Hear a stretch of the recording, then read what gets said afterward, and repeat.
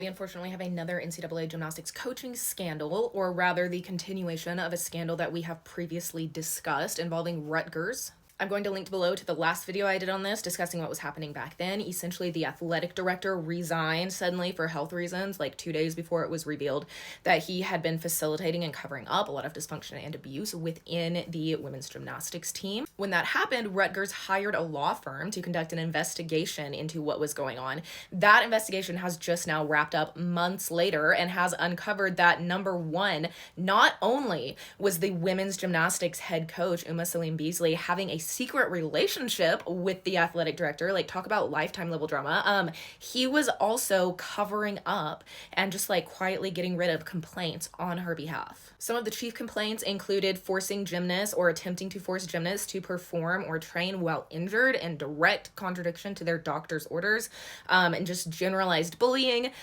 kicking gymnasts off the team for having an anxiety attack, telling gymnasts that they would never be able to hack it if they tried to transfer to another school. The investigation found that, quote, the women's gymnastics program was very dysfunctional, and it seemed that the coach had lost control of the program. Coach Salim Beasley has now been placed on administrative leave. Many people are speculating that she's going to be fired. I would not be surprised to see that happen. It does seem to me like Rutgers is really covering their ass and getting all their ducks in a row, because they did not even have to launch this investigation. The investigation results didn't even recommend discipline of Coach Salim Beasley. Rutgers has just chosen to place her on administrative leave.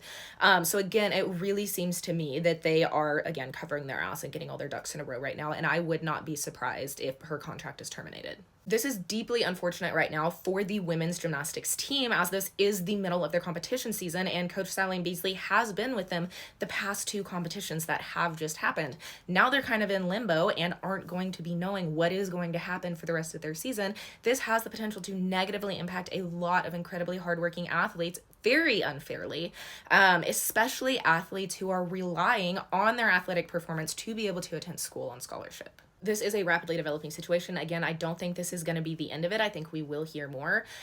So definitely keep an eye on it. And also definitely just keep in your thoughts these gymnasts who are definitely going to be struggling right now.